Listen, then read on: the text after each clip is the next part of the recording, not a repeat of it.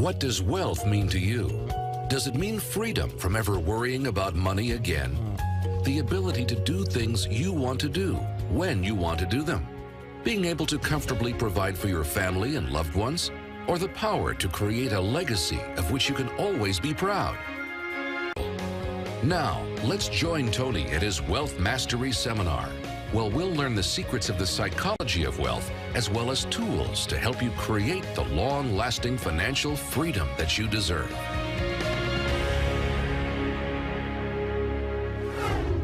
The more you can cultivate that sense of wealth, that sense of abundance in you, the more you can feel that sense of joy, the more easy it's going to be for you to do financially. Because you're not going to be in this scarce, fearful mode. Now, that's not enough by itself. You can have this great sense of abundance and do the wrong mechanics and be a disaster. True or false? But if I had to have an area to get you started with, you want to have the emotion and psychological strength, because that's going to carry you through when the mechanics are boring or frustrating, or when things aren't working out. Your emotion, your psychology is what will carry you. It'll get you to keep doing it. Everyone knows, if you've done any studies, Dr. Seligman is very famous for doing studies on optimism. And in those studies, you know what he found out? People that are pessimists are much more realistic. They're much more accurate. If you give them a test and you ask them to look at something and give you a size measurement of it, or to evaluate their own success or failure at a task, in every study Seligman's done, he did it in University, I think Pennsylvania, if I remember correctly, originally, what he found was that optimists always see themselves as doing better than they really did. They basically BS themselves. What happens to pessimists, they're 10 times more accurate. But here's what he found out. What he found out is because the people who are accurate never push themselves because they know it's never going to work anyway. Whereas the optimist sees it better than it is, so they keep doing it. Because they have the illusion they did well, I'll do even better next time. And because of that optimism, they did it more often, and so optimists succeed at a 4 to 5-fold, depending upon the task, result ultimately beyond anything that a pessimist will do, and they're not as accurate. All that's a big way of saying is, if you can develop a psychology of resilience in yourself, you don't have to be optimistic or fake, you can be real. The realness is, whatever shows up, you are larger than anything that can happen to you. You are larger than any financial challenge you could ever face. Who here has gone through a very tough financial time where you didn't know how you were going to pull it off, but eventually you did? How many have done this before? Say I. How many have had this happen more than once in your life? Say I. Then the true history could guide you to know you can get through this and not let you be overwhelmed by the moment. But also the gratitude can put you in that sense of wealth. Fijians are wealthy. Whenever I bring friends there, you know, we have 325 acres and 3 miles of ocean frontage. It's unbelievable. But you go up these 2 villages, and my friends initially will say, well, look at their houses, look at their homes, and they don't really have electricity, they don't have this, but they don't feel poor. It's your identity. The way you define the wealth determines whether you're wealthy or not. So are there enough things for you, knowing that 2/3 of the planet lives on $2 a day, that you could get yourself to really feel grateful, yes or no? Yes. How much of your life do you get benefits from today that you never had to create? Think about it. Like I said, the roads you ride on, the library, the books you didn't have to write, right? The internet that you can access in seconds and get answers to just about anything. The people in your life that you didn't have to raise, but are there for you. Think about all the different aspects of your life. If you want to be wealthy, all you have to do is associate. So before we do the financial part, because financial independence is different than wealth. Wealth is that state of mind. Financial independence is being in that position where you don't ever have to work again. That if you work, you do it because you really want to. Now, I'll give you a clue. If you get financially independent and you don't work, you'll be miserable. I can't tell you how many friends I have that sold their company, made $50 million. One man made almost $1 billion and was really excited for a while. But after a while, it was like bored. His vehicle of his business gave him a sense of contribution, and he was always growing, figuring out how to solve problems, and he had all the people he was connected to in the business, all the employees and friends and associates, and he was significant because he was doing something worthwhile. And he had tremendous certainty because he knew the business, and also variety because it's always changing. And now he had this money. So the real secret is to be financially free, to be financially independent. You want to get where you never have to work again, but you do. Because you want to. That's when life gets very cool. When you don't have to work, but you want to, you often work harder. I enjoy my life today. I don't have to work. That's one of the most killer experiences in life. So I want to tell you, I'm not just saying this as some little positive thinking technique. I'm telling you, this is the secret, the real secret, to shift it inside of you and to add the real value. Most people are trying to pursue something in the future that they already have. I want you to think of what it is you think you want that will make you wealthy or financially free. Tell me what it is you want from financial freedom. How will you know when you're wealthy? Anyone, tell me. Raise your hand. How will you know when you're truly wealthy? How will you know when you're financially free? Yes, ma'am, right here. When my husband is no longer stressed about finances. That's when you'll be financially free. Right. Then you're probably never going to be free. I know that I need to find out for me what that definition is. And then he will I guide him? Will you what? Will I guide him to find his own definition then? Well, here's what's interesting. First of all, has she defined this game in a way she has control over, yes or no? No. So the chances of her feeling truly financially free or wealthy are slim to none. Because have you made more money? How long have you been together, you and your husband? 33 years. 33 years. Wow, give her a hand. And by the way, do you love him? I love him so much. Does he love you? Yes. Are you a rich woman? I am the most wealthy woman in the world. Give her a hand for that one for starters, ladies and gentlemen. Now notice, if she associates to that part of her wealth, can she get to where she feels rich, yes or no? And by the way, from that place, she could look at him in a different way and say, isn't it amazing that I have a man that cares so deeply for us that he really wants to make sure we're always doing well in this area. And all his worry is a way of trying to demonstrate that he wants to take care of me and love me and take care of our family. And how lucky am I? How incredibly rich am I to have a man that cares that much? Would that be a different meaning, yes or no? Would it feel different? But if her view is that he has to give up his worry, she can't control him, number one. Number two, he may think that worry is the way to demonstrate love to himself and other people. And you can get financially free by defining the game in a winnable way. A certain amount of money that we meet, and that covers what we're going to call financial security, which might be your housing, your cars, your food, and basic entertainment. How many would feel rich if you didn't have to work, if your investments alone, the income from your investments, the income, covered those four items: your housing for the rest of your life, your food, right, your travel, and some entertainment? How many think that would feel pretty good? Say aye. And by the way, that number is way smaller than what most of you think of when you think about being financially independent, which is everything covered without working. So why not get the first one down pat? And you're going to know exactly what that number is for you and what it's going to take for that number where you don't have to work to meet it. Then we can look at financial independence, where you don't have to work and everything is covered. Then we go to financial freedom. You don't have to work and everything you can think of is covered. Anything you ever want to do for yourself or others, those you want to give. That's a different level, isn't it? And most people think of financial freedom, they come up with this gigantic number that if you even figured out everything you want, it's nowhere near as big as you think. And because it's so big, you never even start the journey.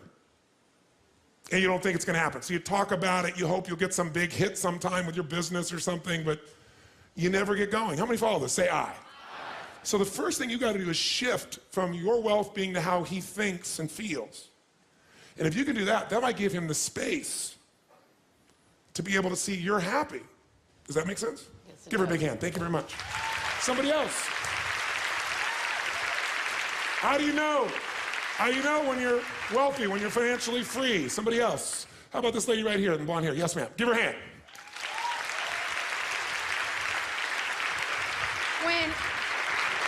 When I have enough money to keep everyone around me fulfilling their dreams.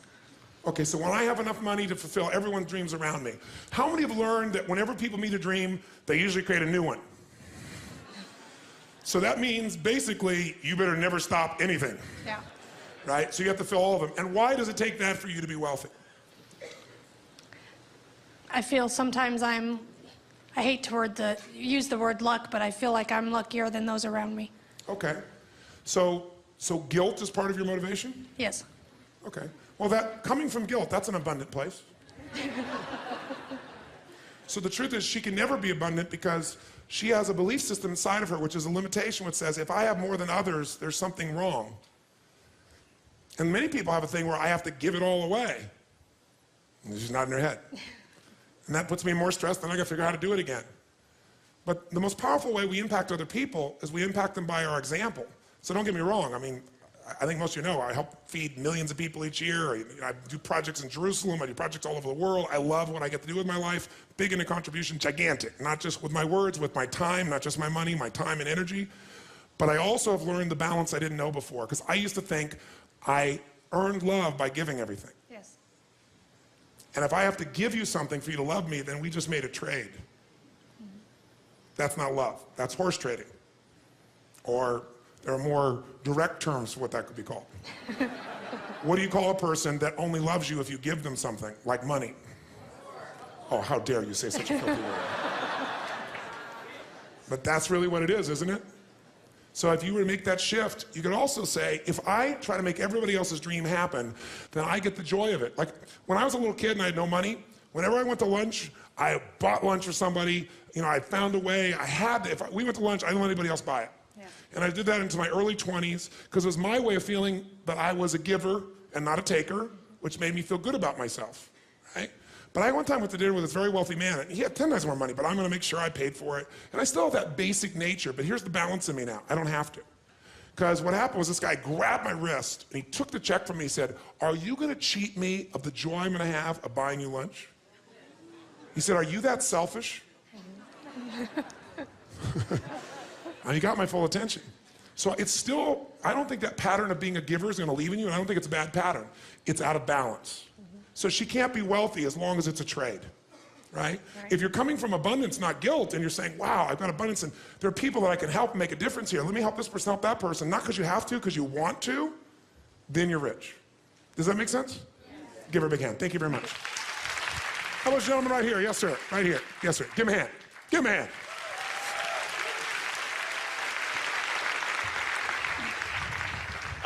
Wealth, for me, financial freedom would be when I have reached a point where I would be somebody that I would look up to in this area, the financial area. Okay. A role model. Okay.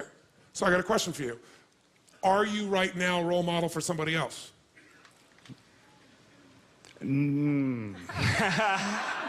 Possibly. Yes. Could you be? I could be, yes. Yes. So you've already achieved it, but you're still not wealthy. Well, I'm not my role model. But would you be the role model you would have had years ago?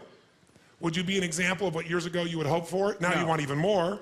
No, I'm financially not. In other areas of my life, definitely. Okay, that's fair. So what he's saying is, my definition is it has to be somebody that somebody looks up to. In other words, I need to be significant is the need he wants in financial terms in other people's eyes. And if you are significant in other people's eyes, what will that do for you? Well, you know, as in my eyes, somebody that I would look, somebody that, but when you get, an example. But when you get there, you won't look to yourself anymore. When you get there, you'll just be at a different level, and then you'll be trying to figure some other level of what you need to get to so you would respect yourself. That's a good point. He always makes good points. You notice that? So what you're doing is, here's the game you're playing, and I want all of you to hear this. No amount of money will ever make you wealthy. Because as soon as you get there, you will raise the game. Now here's what's great about that. To continue growing in all areas of life. If you could grow emotionally, should you? Yes or no? Yes. If you could give more, should you? Yes or no? Yes. If you grow intellectually, should you? Yes. If you give more love, should you? Yes. If you could grow more financially, should you? Yes, because growth is life. But having to grow in order to feel significant enough means you will always be poor. It's a game that never ends. So here's the story. Listen carefully. There is this great king. He perceives himself to want to be greater than all other kings because he wants to do good. So he doesn't want one kingdom. Many kings have one kingdom. He wants two. That's right, 2 kingdoms, 2 palaces. You know, after all, you need a couple locations to be able to move to. So he builds the second kingdom. And for a while, he's pretty excited. For, about a week or a month, until everybody comes and sees his second palace, and they go, that's really cool. You have 2 palaces, you're unbelievable. And he goes, yes, I am a role model for myself. But it doesn't seem to last, because after a while, he thinks, maybe I need a 3rd kingdom. And I've been to both those, and it's getting kind of boring. And well, now what do? I got 2 kingdoms. And then it's a lot of work to keep the kingdoms going, but he doesn't notice that. He doesn't notice he doesn't have as much time or anything else. He's just like busy doing the kingdom thing. And then one day he gets the answer. He hears about this amazing monk. This monk wears a loincloth. He has a blanket. And he goes from city to city and just shares what he believes about God and happiness and life. And people gather around, and most people pass him on the street. He's kind of dirty. He sleeps on the street. And all he has is his blanket, and he only eats food that people give him because he always is adding value, so he doesn't worry. People give him things, and he eats and does well. He has no fear. And he perceives himself to be a very wealthy man. He has one item he just loves. It was given to him by his family. It's a little lamp, kind of like Aladdin's lamp. He keeps it, and he can light it, so if he needs a little heat or a little light to read at night, he can light his little lamp. And the king hears that if you rub this lamp and you ask it for something, unlike Aladdin's lamp where it gives it to you, it gives you twice as much as you've asked for. And the king gets excited. 1 kingdom becomes 2. Yes. He says, bring me this man. He's a beggar. He doesn't need the lamp. He goes around and begs for his food. He lives on the street. Why should he have to carry such a lamp? I can do so much more with it. I could be a role model for myself and others. I could be significant. And so what does he do? He calls and he asks, and sure enough, the monk comes. He's a traveling monk, and what else are you going to do? The king says, come, you come. And he comes and he bows to the king. You are such an amazing role model. You're amazing. What you built, these 2 palaces, they're beautiful, they're magnificent, they're amazing. I'm so grateful to be here. I don't even belong in your presence. And the king says, no, I'm very fascinated by you. You travel from place to place. You don't have one place, you just stay. He goes, no, I travel, meet people. And how do you survive? Well, I love people and share ideas, and people tend to share with me. When you love, you tend to do okay. You have nothing, but I understand your loincloth and a blanket and anything else? Oh, yes, I have this lamp that was given to me by my family. It's just really beautiful. I love it. It's not, that valuable, but it's just, to me, it's valuable because it was a gift, and it's beautiful. He says, well, that's a rather large lamp for you have to carry around. I have some jewel-encrusted lamps that are much smaller and lighter. You could walk with them much easier. It would be much less of a burden on your back to have to carry this lamp. He said, oh, no, it's no burden. It's very light. He goes, no, I really want to give you something much nicer. And he said, please give me your lamp. And he says, well, sir, he said, please. He said, I'm so honored to be here with you, but this is a personal gift, and I value it not beyond money or what it does or even the heat or anything it'll do. I just value it because of the gift and what it represents. He said, well, I really would like your lamp. He said, sir, I would never deny you anything, but I must have integrity with my own relationships, and I must go. And he bows and leaves before the king can respond. And the king goes into a rage. How dare he deny me what I want? How dare he take away something that could give me twice as much of even what I'm asking for? Think of the role model I could be. Think of the good I could do and demonstrate. He doesn't need that. He's poor. He doesn't even ask it for anything. If he would, he'd have 2 blankets. 2 loincloths. And what would that do? Would that change the world? No! I need the lamp. And he rips himself into a frenzy, and he turns to his henchmen and says, take the lamp from him. And so they go, and they find him in an alley, and they beat him up, and they steal his lamp. And now, the king is so excited. He tells everyone to leave. He steps into this giant palace bedroom, which is bigger than most people's entire palace. And he sits down, and he rubs the lamp, and he says, oh, great lamp, give me 100 pieces of gold. And the lamp says, oh, great king, absolutely. But why 100 pieces? Why not 200 pieces? He goes, yes. It's true, it'll double it. He says, fine, give me 200 pieces of gold. He said, oh, king, why 200 when a king of your nature could have 400 pieces of gold? The king says, fine, give me 1,000 pieces of gold. Why not 2,000, king? Fine, 10,000. Why settle for 10,000, king? Why not 20,000? A king such as you with 2 palaces should have at least 10,000. Fine, give me 10,000. Why not 20,000? Fine, give me 100 of the most beautiful women in the world. Why not 200? It will keep you busy. And this goes on for hours and hours throughout the night. And the king gets into fervor more and more and more intense. And the lamp keeps expanding his point of view. And he keeps thinking, my God, I'm thinking so small. And he gets bigger and bigger. And this goes on for 3 days and nights. He bars the doors and won't let anyone in, just him and his lamp. And he starves to death and dies. And that's the end of the story.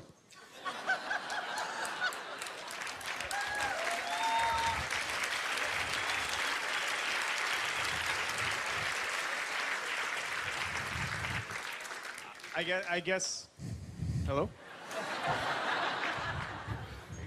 I guess really what it amounts to is being able to contribute and help and influence Yes. in a positive way in somebody's life. What I want to take you away is waiting to become wealthy.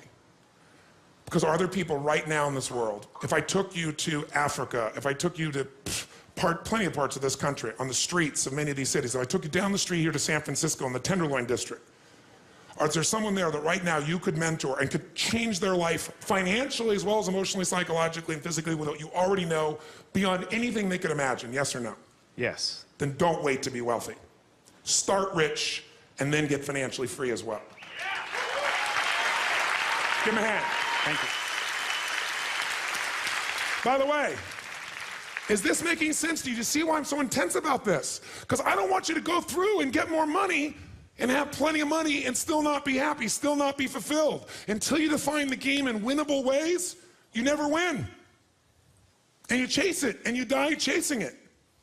That is not to say you shouldn't take your life to a whole nother level financially and have greater choices and greater ways to give gifts, but don't wait.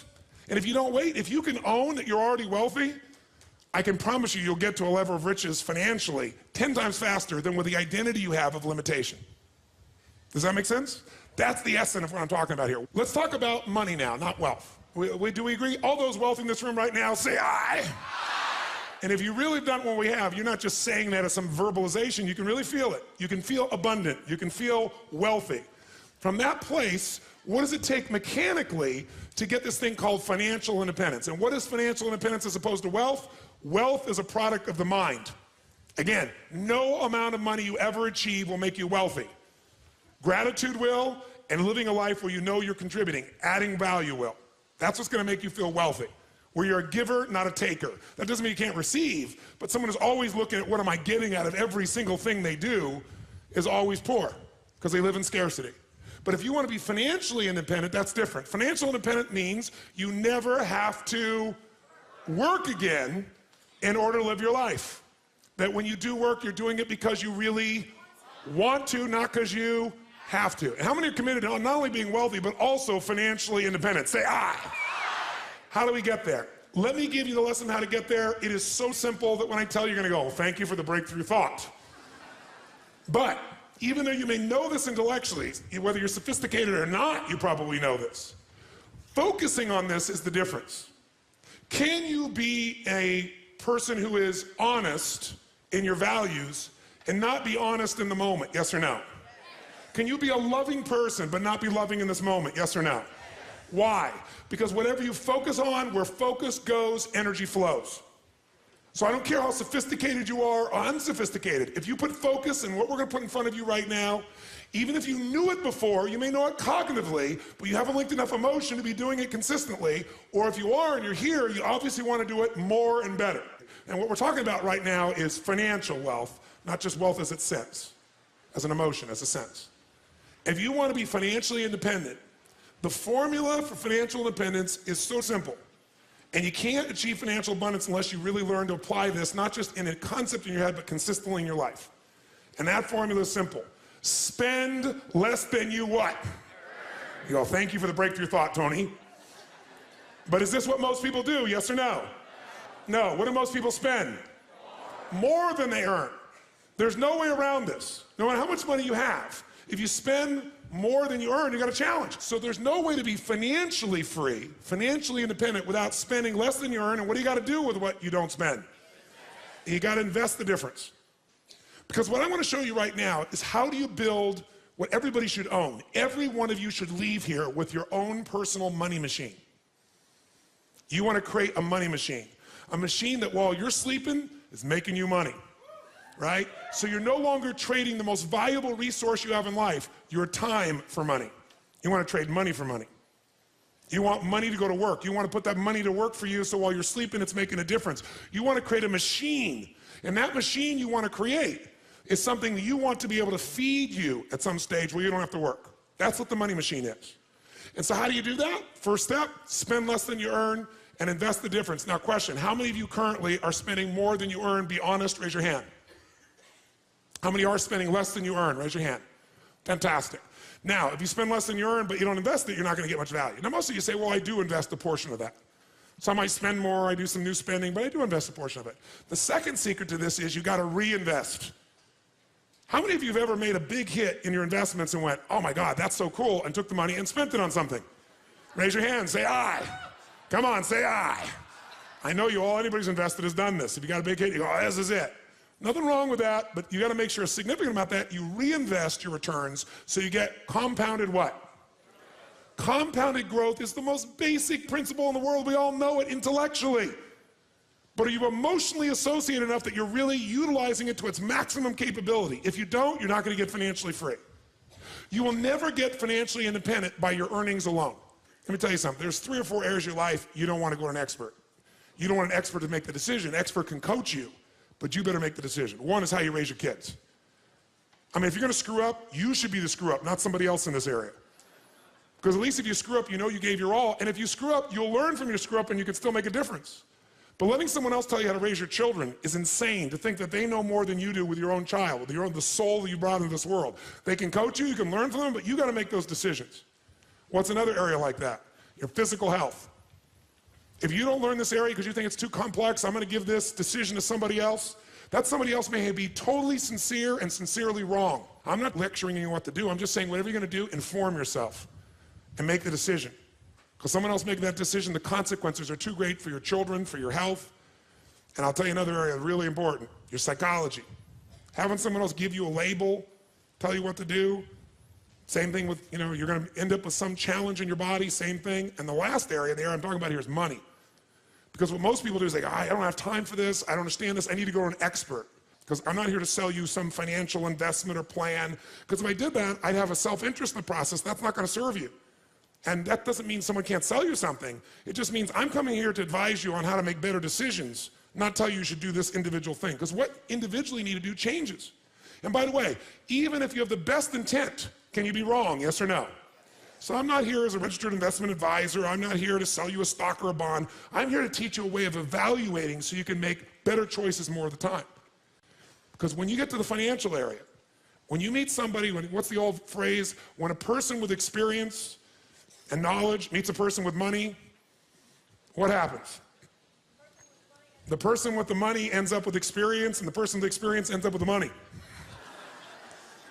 And even if the intent is purely positive, if this person screws up, no one is going to care about as much as your financial world as you.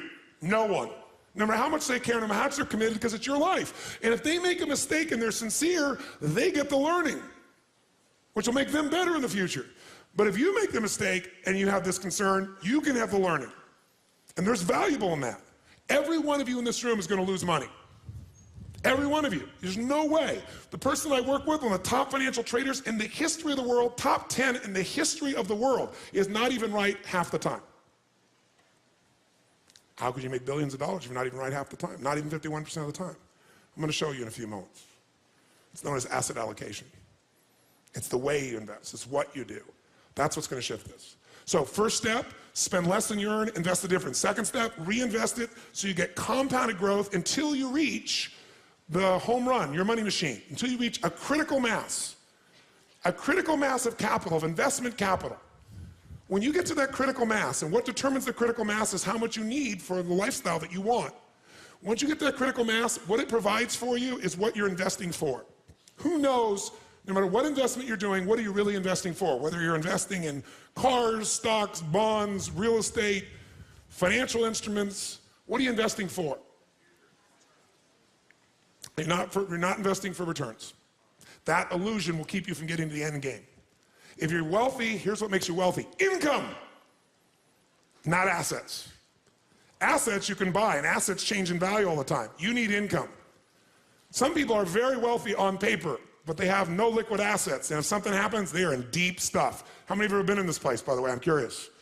So you need income. Ultimately, you're trying to build a money machine. If you invest in, let's say, an antique car, and you call it investing, but you're never, ever going to be willing to sell it, it's not an investment, it's an acquisition. How many follow what I'm talking about here? Because what you're really doing is you're wanting this car. You're not wanting to ever make this build your critical mass so you have a money machine so you don't have to work. When you build your critical mass, when you spend less than you earn, that's the difference, and then as you get compounded growth, you reinvest for even more compounded growth, which will walk you through, you're going to eventually get an amount of money that's enough that without working, the interest on that money alone in a secure environment will give you the income so you never have to work again. Then you have a money machine. How many be up for this process? Say aye. That's different than you have X amount of assets on your net worth, which, by the way, can change how fast? How fast? If the marketplace changes what they feel about real estate, if they change what they feel about the companies you've invested in, how fast can all that change? How fast? In a heartbeat. The valuation of the dollar, or the pound, or the mark, or the euro, or anything else can change how fast? How many like the idea of building a money machine? Say aye. This is the only reason to invest. You invest for one reason, so you have an income for life without working. And to do that, you got to build a critical mass of capital, that the interest on it alone will give you that income, and you can have the life you want without working. And the only way to do that is do those first two steps. Spend less than you earn, invest it, reinvest it till you hit that critical mass. And we're going to show you ways to accelerate that, make it happen. That's the entire financial game in one paragraph or one thought. So everybody here's goal is, here's what you want to say. I am building a money machine. And its purpose is to give me income for life without working. Hallelujah. How many feel hallelujah on that one? Say aye. Now, how to do that is actually a lot simpler than you think. We make things more complex than it really is. You got to think of this as your target. Now, by the way, you know whether you're on the path of financial freedom or financial independence or not by, can you answer, are you doing the first part? Are you spending less than you earn? And are you investing it? And are you doing the second part? Are you reinvesting and getting compounded growth? And are you moving towards that critical mass that'll get you free? And do you even know what that number is? If it's a general giant number and you keep moving the number, you'll never get there. We have to define, this is what it is. So think of this as the bottom line. In order to achieve what you want, where you have a money machine, here's what you must do. You must pick out a minimum financial goal for yourself. Even to achieve your minimum financial goal, you got to pick out a specific amount of money that you're going to invest every month, every year, no matter what. A specific percentage of your income. If you don't do that, forget the rest of this course. It's a waste of your time. Because you'll go make a bunch of money, but you won't be practicing the fundamentals, and eventually you'll make a mistake and you'll lose it. How many follow what I'm talking about here? Say aye. If you're going to change things, you really need to put yourself in a position where you say, this is what I want to invest. This percentage of my income, where you pay the investments first before you pay all the other bills. Because if you pay the investments first and you keep doing it, it's a pure discipline. And by the way, the best way to do this that I know of is to have that money taken straight out of your account as soon as it gets there. Many of you know you can do it automatically. You can put it in a money market and then decide where to put it. But it literally leaves your account, the money is transferred. Think about this. Success in life comes from good judgment. When you make good decisions, you do well. In your relationships, in your body, with your family, and with your finances, with everything. How many agree with me on this? Say aye. So if success in life comes from good judgment and good decisions, good judgment often comes from experience. And experience often comes from bad judgment.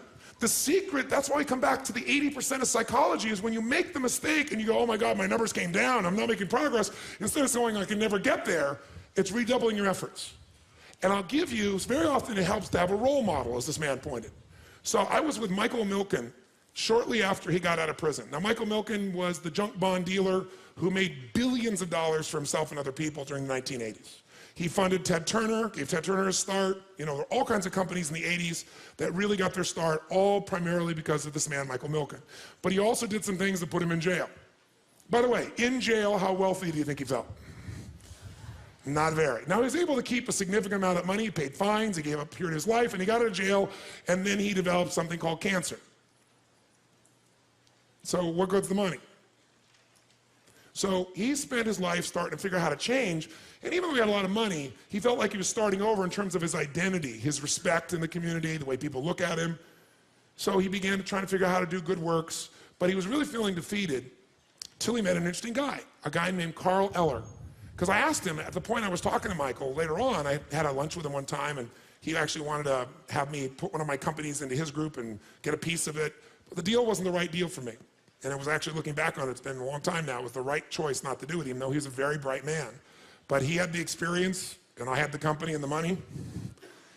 And I realized that that meant I worked out at least that particular investment. I thought it through, and I made, fortunately, an intelligent choice. I had to move forward. But what I got out of that meeting was worth more than the investment we could have made together. What I got out of that meeting was a role model that I'd like to give you, and it still guides me. And this man, Carl Eller, was his role model. And I said, well, tell me, what's so special about Carl Eller? He said, well, let me give you his history. In 1952, Carl Eller was a man who got involved in outdoor advertising. A young man, he went to work for a company, and as he did this, he worked there for about 10 years at a particular company. Then about 10 years later, 1962, he found himself in a position where he had learned enough and had enough compounded life experience. Does this make sense? 10 years, working for somebody else, learning the business, learning to make intelligent choices. Then he said, you know what, I'm gonna get a little money, I'm gonna leverage it, and I'm gonna buy my own little company in the outdoor advertising business. And he did that in Arizona. So he buys a little company, outdoor advertising, and he calls it Eller Advertising or Eller Outdoor, if I remember correctly. What happens next? Well, he takes the next 6 years of his life, roughly, and he builds that company up.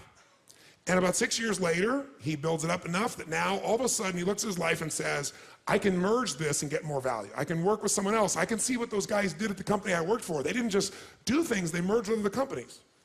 So he follows the model he learned. And so sure enough, he merges with a local radio and television station there in Arizona. And the value of that company, which was called CCC, grew immensely. So sure enough, he takes another 10 years. So imagine now he's been running this company 6 years on his own. He's got 16, 17 years into this now. Do you think you can compound things over 17 years if you make intelligent choices and you're smart? Yes or no? Do you think all the decisions he made were good ones? Yes or no? Did everything he do make money? Yes or no? He failed at many things, but he had the psychology that he learned from everything. And if it didn't work, he said, that's experience, and we'll learn from it, make a better decision. So over the next 16, 17 years, he basically moves in the position where all of a sudden he's in the place where this company has some real value, and he sells it with his partners to Gannett, the people that own USA Today, a really large firm. 1980, he becomes chairman of Columbia Pictures. And in a short period of time, from 1980 to 1983, taking what he's learned from the advertising business, he grows Columbia Pictures, and he helps them to merge with Coca-Cola. So by 1983, picture this. This man has been working his entire life, right? 52, he got in advertising, it's 83. How many years there, guys? Basically 30 years, right? 3 decades. As long as I've been doing what I've been doing, that's how long the gentleman was who accumulated for himself $70 million just by investing in other people's stuff, not even having to do it. You don't have to be a great entrepreneur to make money. You can invest in a great entrepreneur. You know, you can look over at somebody like Bill Gates and say, I'm gonna own a piece of him. Let him be the creative one. I don't have to work all around the clock, let him. It's a lot of ways to get wealthier, a lot easier than just running your own business, and many of us love running our own businesses. This man was good at running his businesses. So by 1983, he's accumulated a net worth of $500 million. 30 years, $500 million. How many think that's pretty good? Say aye. And by the way, $500 million in 1983. 83 was, you know, decades ago. What's that worth today? I don't know, but probably it's certainly spending power worth more than $1 billion, that's for sure. So he's got $500 million. So what's he gonna do? At this stage, he's, you know, at that stage, I think he was 55 roughly, somewhere in that range, mid-50s. And so he says, well, I got all this money, but I don't have to what? I don't have to.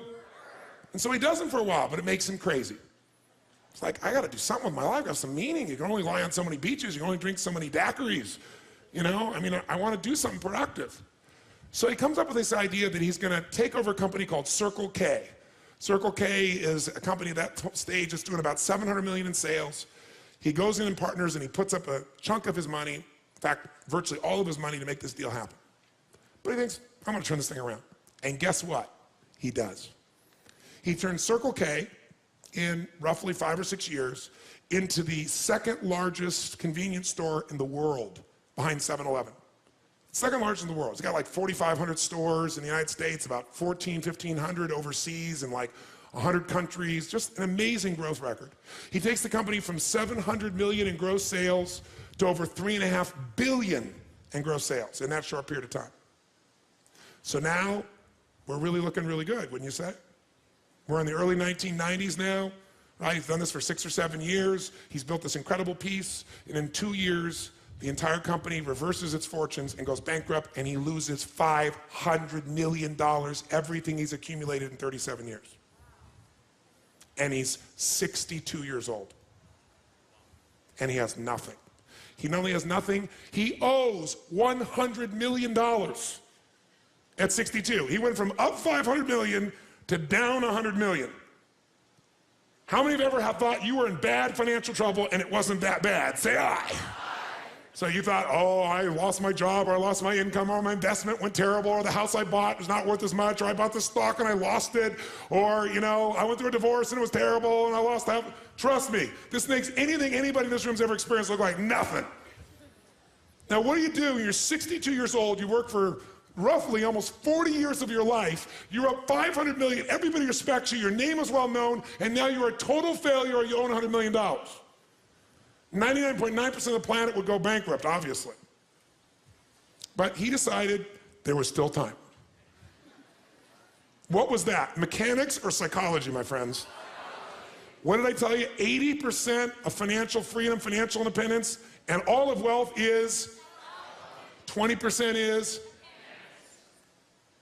He said, I still have time. At 62, he had the guts to say, all I got to do, I got to get some money, right?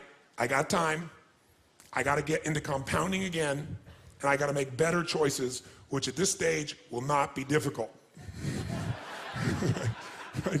Well, I made some bad choices here. You know, what took me almost 40 years to develop, I lost in roughly 3 years, 2.5, 3 years.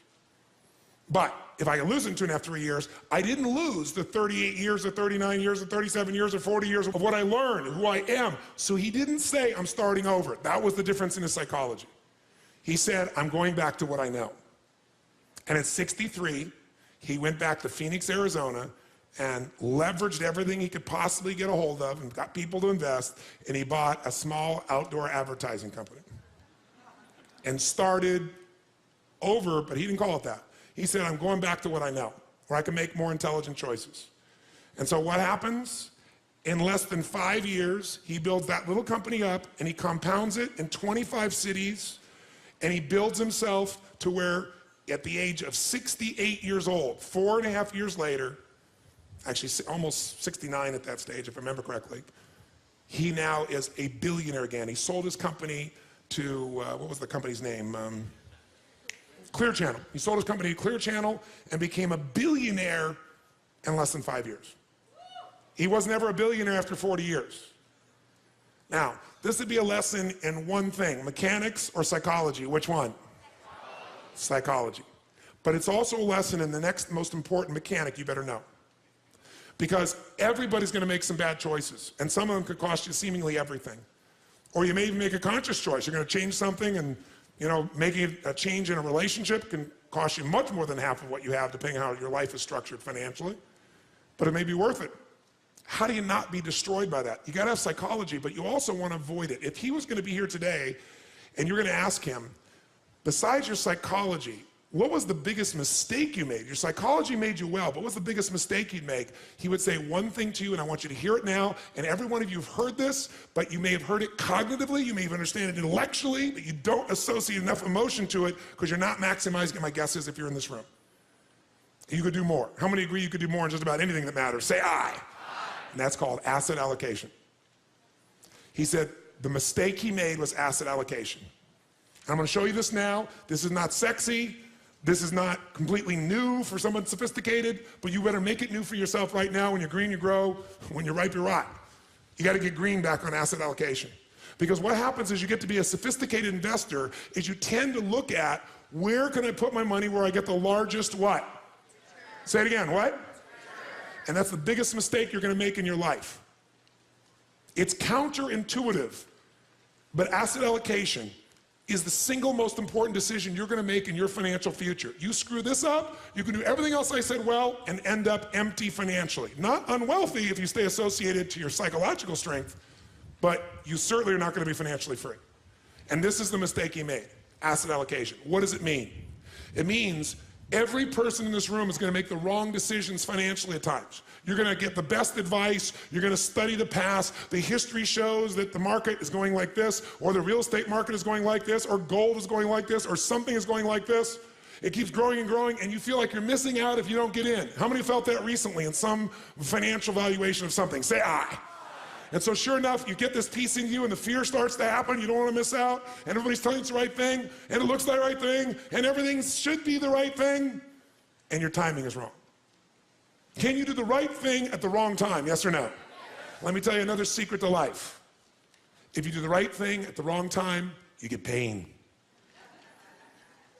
If you plant in the winter, I don't care how hard you work, I don't care if you work day and night and you work to the bone and you plant your seeds in the middle of the winter, what's going to happen when fall comes? Are you going to be rewarded, yes or no? No. So if you don't understand that the seasons are changing, you're in trouble. But even if you do everything right, you can think it's springtime, can't you? And be wrong. So how do we protect ourselves? The answer is asset allocation. This is the secret you must give yourself, and all of you, I can promise you, in 2 days will forget what I'm saying right now. Because in 2 days, many of you will be making momentum investments, and there'll be somebody in this room who made $3,000 in the last 4 hours because they're going to make a trade, and someone else will make $100, someone else will make $500, but someone else is going to lose $1,000 or $500. And what most people are going to focus on is the person that made $3,000 and go, I'm going to put all my money in this momentum investment where I could make this 10% return today, 20% today. Who knows what I'm talking about here? Say aye. And every part of you goes, that's how I get my money machine. I want to get compounded interest. I want to get the best return I possibly can. And so you put all your money in there, and the worst thing that can happen to you is like when you go to Vegas. What's the worst thing that can happen when you go to Vegas? You win. It's the worst thing that can pop. How many know what I'm talking about here? Say aye. When I was a kid, I was not into throwing my money away because I had so little. And I was not into gambling. It's like I wanted to give it, share it, do something fun, do something that would make people light up. And I ended up going to Vegas with some friends of mine. And they went in, and they all bet. I said, I'm just going to enjoy going to the shows, hanging out with you guys. I'm going to watch. I'm not going to bet. I was like very extreme the other side. So what I do, I sat there and watched, and I didn't bet anything till the last day. And the last day I thought, well, I'll play a little bit of blackjack. I mean, it's easy. It's pretty simple. And you can kind of anticipate the numbers. There's some logic to it. You rationalize the whole thing.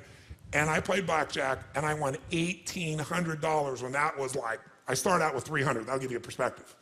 That was like an unbelievable amount of money. Worst thing that could ever happen. Because then once you get that jackpot, what are you always thinking? I'm going to get it again. And that's how they make money in Vegas, because they've set up the compounding on their side, right? They know what the ratio of results are, and all they got to do is get you to keep doing this, and the house is going to win because the house has the economic advantage. The longer you go, the greater chance you're going to do it. Even if you do it here, you're going to come back. You're going to be desired. That's how they can pay for a building like Steve Wynn has that's, what, $2.9 billion to build a hotel. It was the most expensive hotel in the world. Now it's not. They're building a new one for $3.6 billion for a hotel. How can you afford that? You have large margins and profits. And where does that come from? People who got the big hit. So the worst thing can happen is you make investments and you hit a home run. And you hit a home run. And the home run gets you to start thinking you're really smart. And maybe you are really smart. You're very sophisticated. Maybe you really are. But there is a day when the whole game changes. And it's really difficult sometimes to predict that, sometimes impossible. True or false? So the asset allocation is how you protect it. What is asset allocation? It means out of the money you have to invest, we're going to create 3 buckets. Really simple way of thinking of this from now on. 3 buckets.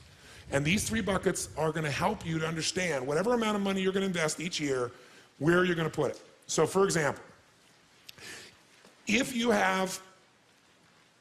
don't spend less than you earn, you're going to have nothing to invest. If you spend less than you earn, now you have something to invest, right? Do you need to come up with a specific number, a percentage, or a dollar that you're going to invest every month, every year, if you're going to get to your money machine? Yes or no? Yes or no? Yes. Where are you going to put that money? Whether it's $100, $1,000, $10,000, $100,000 a year, $1 million a year, $1 million a month, doesn't matter. Where you're going to put it, if you're smart, is you're going to put these 3 buckets of asset allocation. What are the 3 buckets? The first bucket is the security bucket. When you think about investing, think of 2 types of investments.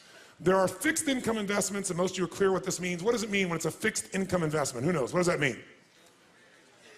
You got a guaranteed rate of return, assuming they deliver. And anyone cannot deliver, including the US government. They haven't not delivered, but they could.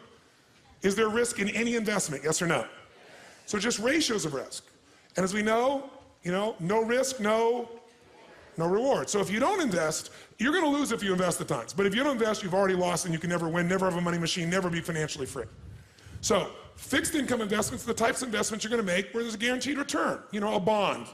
A company gives you a bond. What is a bond? They're guaranteeing you give me your money, I will deliver at this time, at this date, this percentage return to you.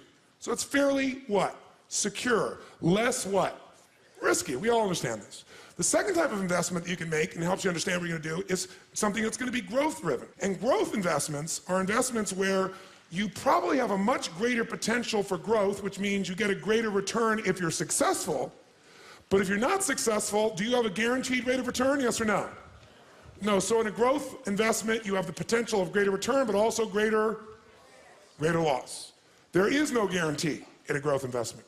No matter how long it's been going that way, there's no guarantee. We start to get the illusion that it's going to always go up. It isn't necessarily.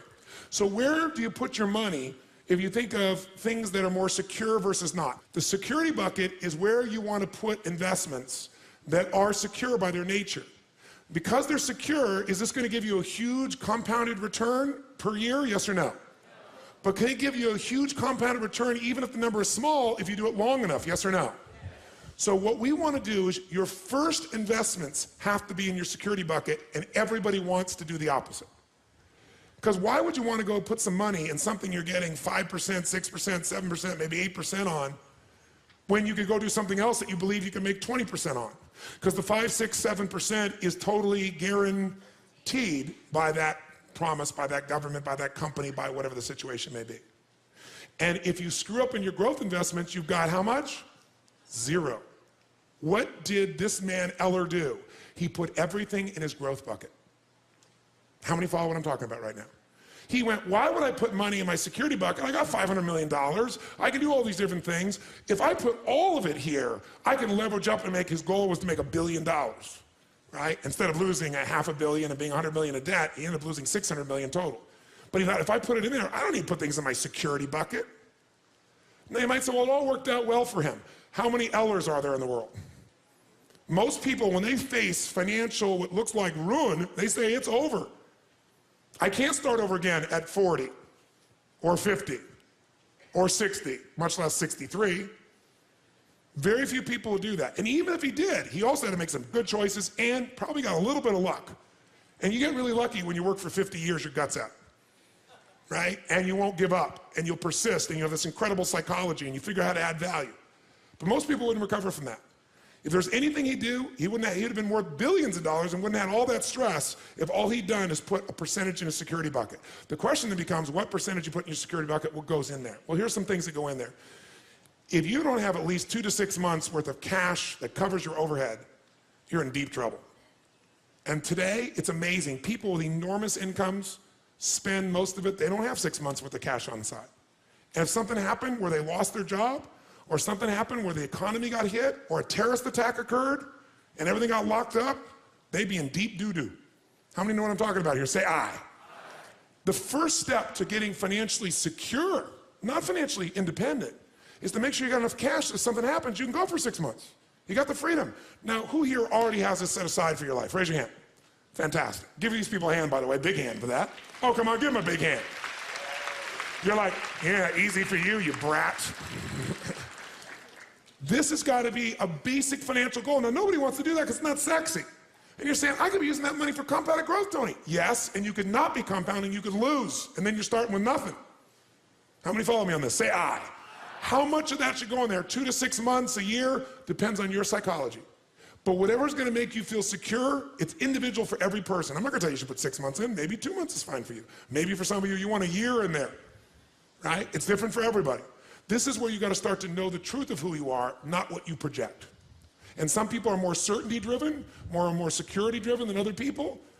Some people need to have a little more security drive right now in order to keep their life balanced. What else might you put in there? Types of investments. An IRA goes in here, right? Pretty secure. Insurance. The insurance is protecting you. That's part of security. What else could go in there? Your home. Don't think of your home as an investment. Because for most of you, you're eventually not going to sell that home and eat it. You're not going to sell your home and get income off it. Now, some of you maybe, you made a stage of life where you're accumulating the same homes, and eventually you're going to sell and buy a smaller home and take that critical mass that came from selling the big home, and it's going to take care of you for life. If you're doing that, great. But the place to think about your home in terms of leverage, put it in your security bucket. How many agree with me on this, by the way? Say aye. Because, by the way, if you don't have a home, you're going to be really stressed out, right? So I got to think of my growth outside my home, really. Think of your compound interest outside your home. Your home may be a bonus for you. And fixed income investments all fit in this category.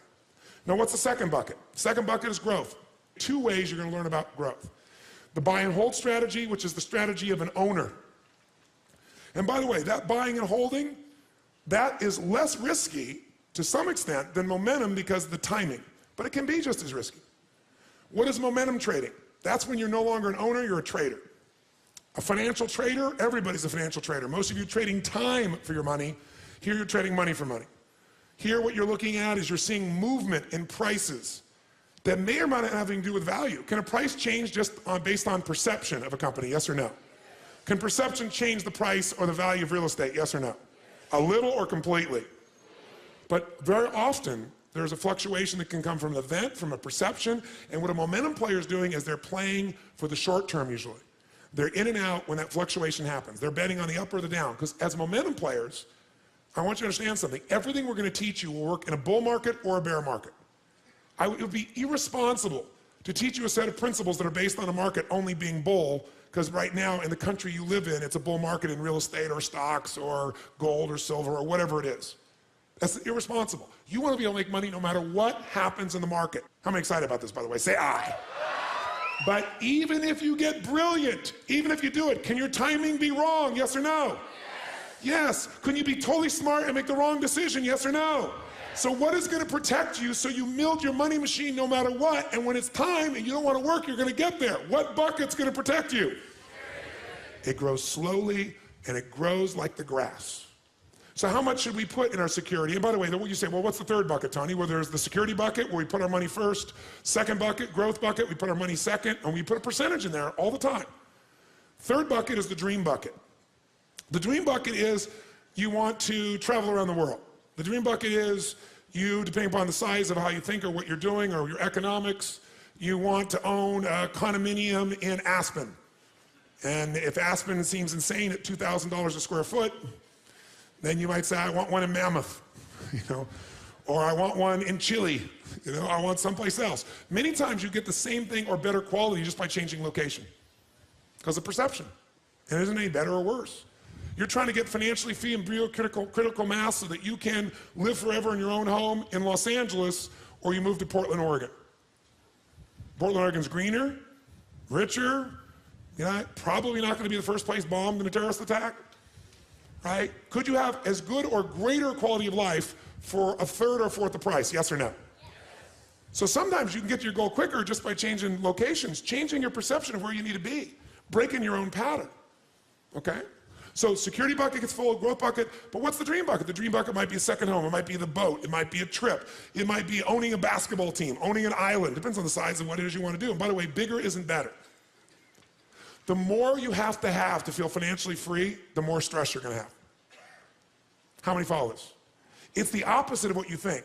The more you have, the more you got to manage, the more time, the more energy, the more risk, the more capital. That doesn't mean you shouldn't do it. Some of you are very, very driven to create and risk. That's a personality type. We know that it's crazy.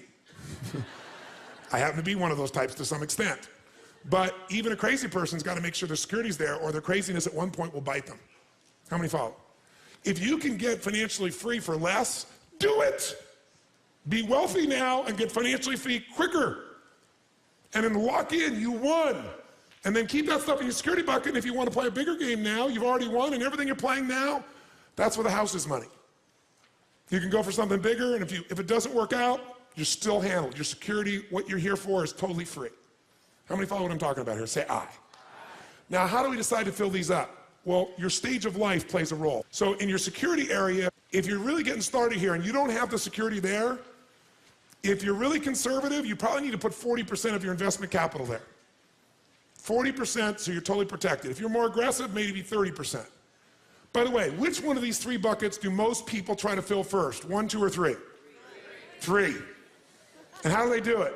Borrow money. And what they buy usually isn't a real asset.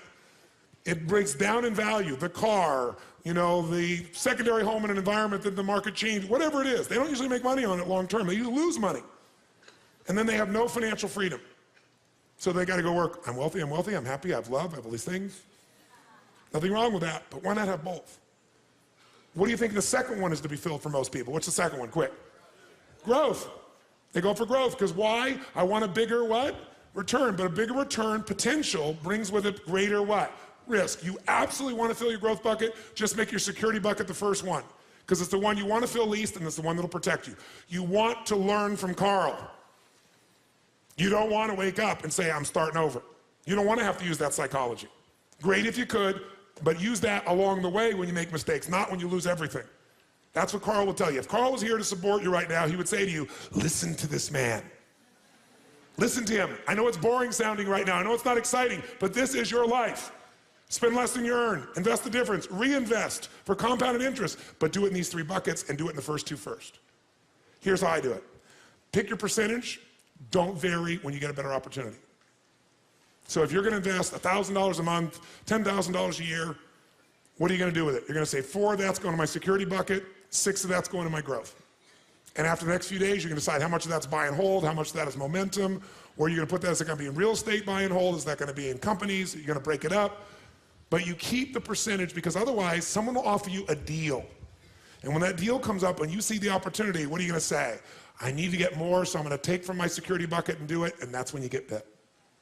I know I sound like I'm lecturing to you. I'll tell you why. Do you know how many people I've taught this to?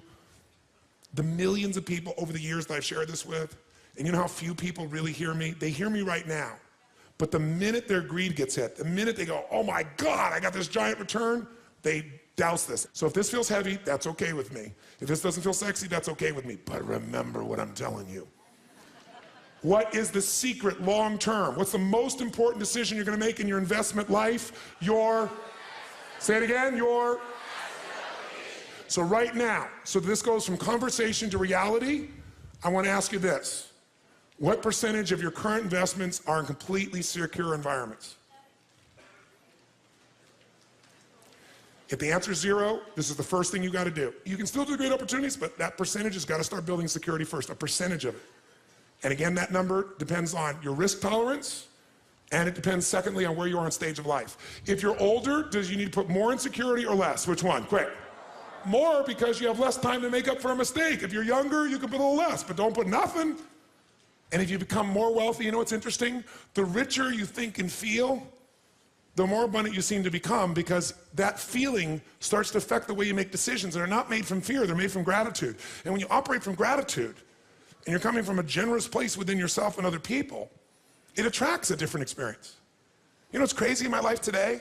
Today, people come up to me every day of my life, no exaggeration. If I'm in the public, if I'm in a restaurant, and because I've had, 50 million people get my books and tapes around the earth, no matter where I go in the world, people don't come up and tell me these great stories, but someone will come over to me and they'll say, they just paid for your dinner or your lunch or whatever, or they want to buy this. And I always say, no. They go, no, they insist. I'm saying, no, I'll go and say, thank you, I really appreciate it, but thank you, I appreciate the gift of wanting to do it, but please let me take care of this. No. I'm thinking, where were these people when I was broke at Denny's? And where were they when I needed them? When you're rich, everybody wants to buy you lunch and dinner. When you're successful and wealthy, everybody wants to do for you. When you're not, ironically, no one wants to do a squat for you. Except the few people that feel sorry for you or want to be generous in some way, but the majority don't. It's ironic. The more successful, the more happy, the more healthy, the more wealthy you become, you get momentum. And other people are attracted to you. Deals, opportunities, experiences. So 80%, I've said it a million times because I want you to get it in your body, is this association. So will you give everybody a hand for this day for starters? Everybody a hand for this day.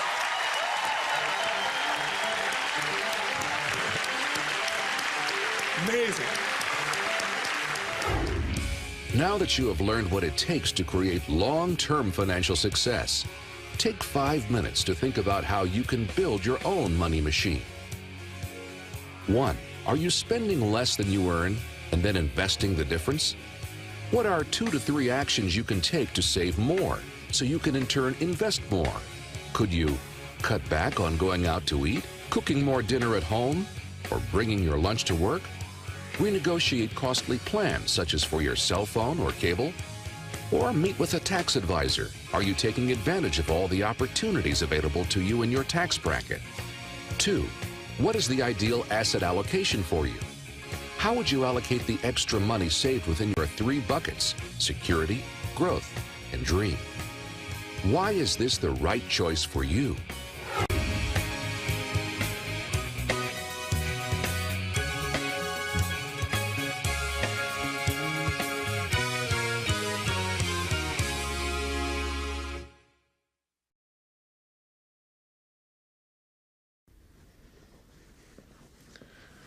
Hi, it's Tony Robbins again.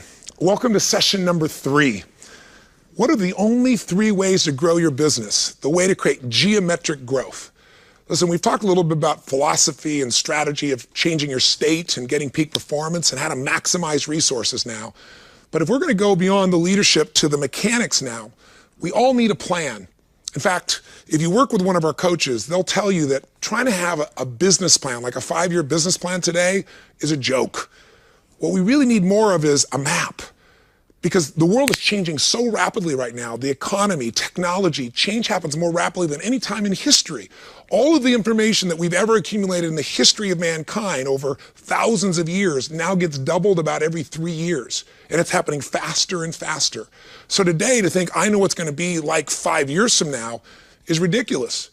But what I do need is an overall map, a map that can answer 5 questions for me, and that ultimately leads to what this DVD is about, which says, these are the exact 3 ways I'm going to grow my business in the next 6 to 12 to 18 months. And here are the numbers we're going to do it by. Because what's really ironic is it doesn't matter what business you're in. Again, whether you sell B2B or B2C to consumers, whether you're something you're selling a product that's, marketing a service to businesses, whether you're in a place where you're doing real estate, whether you're selling high technology, whether you're exclusively on the web, whether you're selling to the government. Doesn't matter the process. There's only these 3 ways to grow your business. So we're going to introduce you to those 3 ways. And here's what I want to make sure you do in this particular session. And I won't keep showing up each time to interrupt this. From now on, you'll just start your sessions. But I wanted to mark this one out because if you just listen to this DVD and go, oh, this makes sense, or yeah, I know that, you're going to cheat yourself big time. What you want to do is take what we're talking about that we've tried to make so simple that people won't fail to follow through. They'll do what's necessary to get the result. This DVD is really the result of a 25-plus year relationship with a dear friend of mine, Jay Abraham. These 3 distinctions came out of a time I remember sitting down with him doing this interview and saying, gosh, Jay, you and I have worked with so many businesses. You've been with tens of thousands of businesses, all different kinds of industries. And you've noticed there's only so many ways to market. There's only so many ways to change things. But, realtors tend to do it one way, and people that sell B2B do it another, and some people in the travel business do these big organizational meets. There's so many different ways, but you've learned how to cross-pollinate them. You've learned so many strategies for increasing a business, but people get overwhelmed when they hear too much. And we both want to give them everything. What if we started them out with just 3 things that were so clear, everyone on the team, after they understood this and did the math, could figure out in their own business the map to go from where they are to where they want to be in the next 6, 12 to 18 months, and they knew in their gut it was real. If we had to break everything down to 3 things, what would those 3 things be? And I'm not going to reveal it. You'll see it in a moment. They're real simple. But when you focus and you do it, your entire business changes. I've done this over and over again. I've taken over businesses that were in bankruptcy and turned them around, transformed them 35, 50, 75, 100%, sometimes 250%, literally in less than 12 months. I've done it with my own businesses, and I've helped other companies do it as well.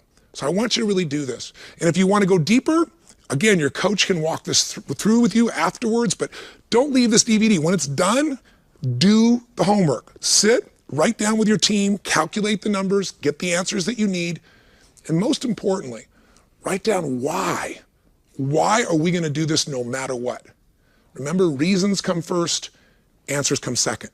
If you get a strong enough why to do something and what you've laid out can work, if you know why to do it, you'll figure out how to do it. That's what this is really about. And one other thing, when you do talk to your coach, you might ask them about the 5 questions that help you build a business map. One of those questions you really got to know is, what business are you really in? What business are you really in? You know, some people, you know, the old adage, people in the railroad business thought they were in the railroad business, didn't realize they were in the transportation business. They were the richest men in the world, and trucks were being made by Ford. They could have bought all of Ford for pennies, a small percentage of what they owned, but they thought, no, we know what business we're in. We're here in the railroad business. You know the adage.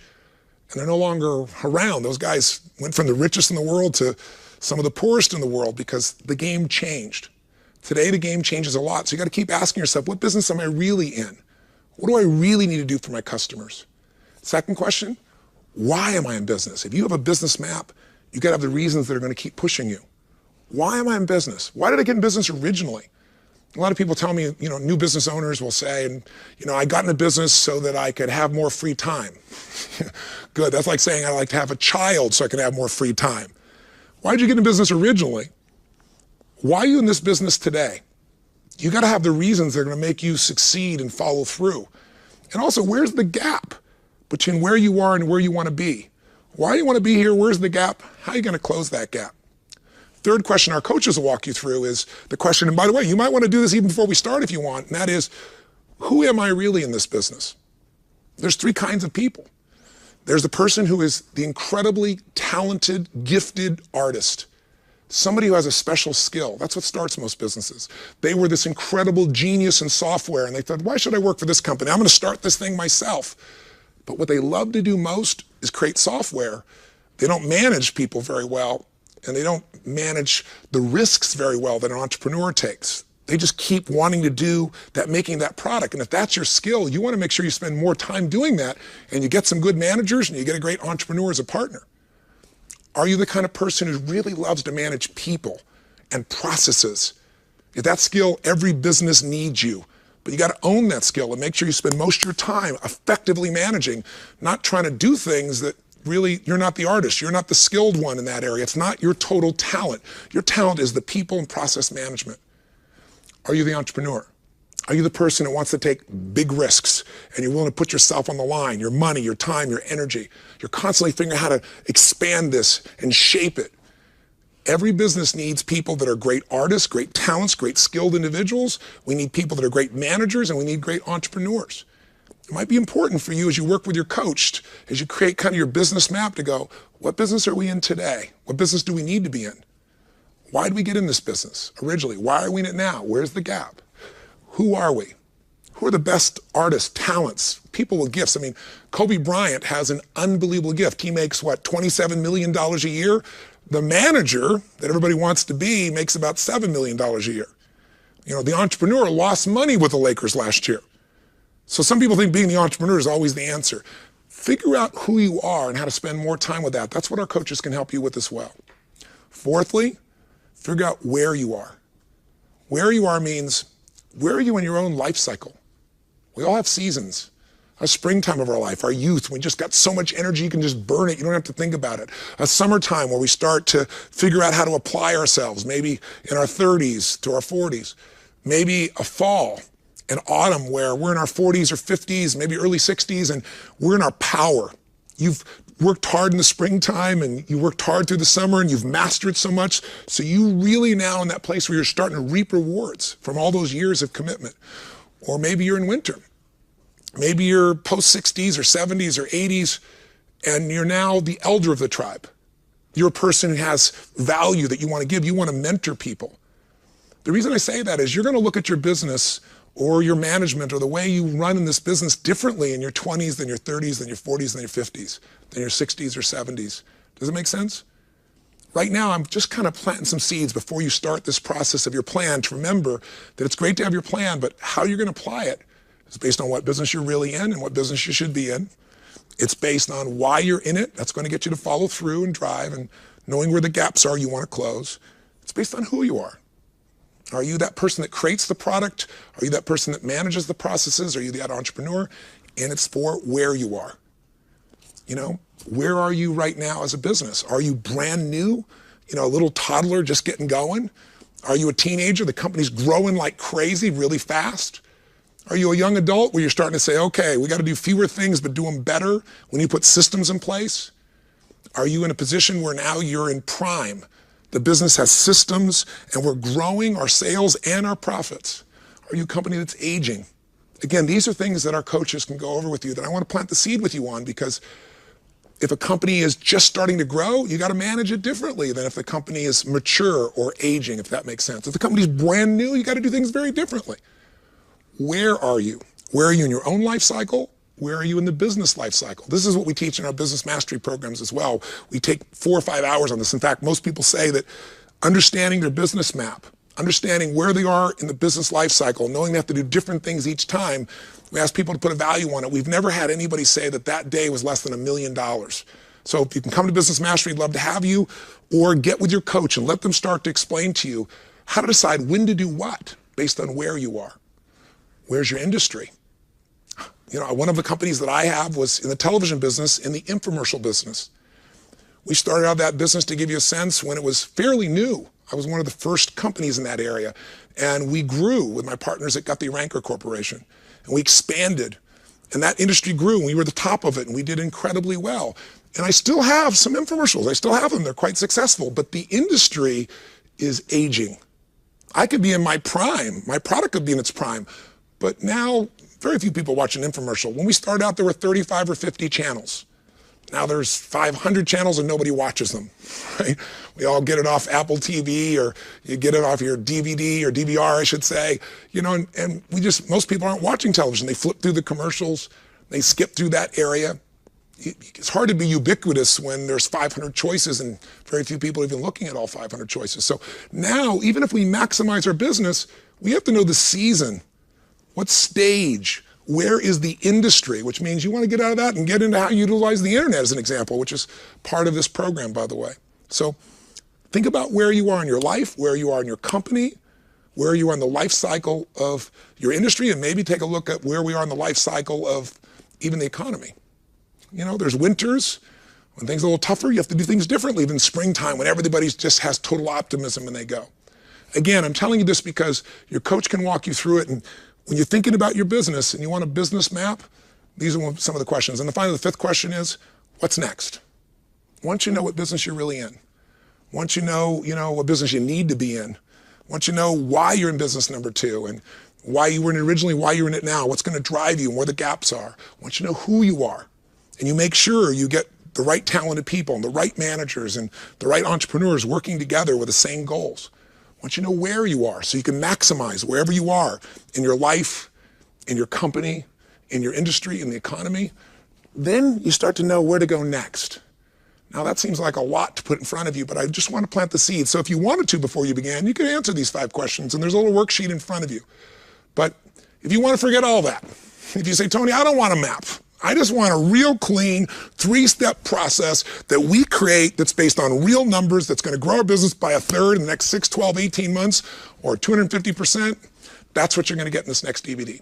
All right? I won't be jumping in anymore. You're just going to be going through the program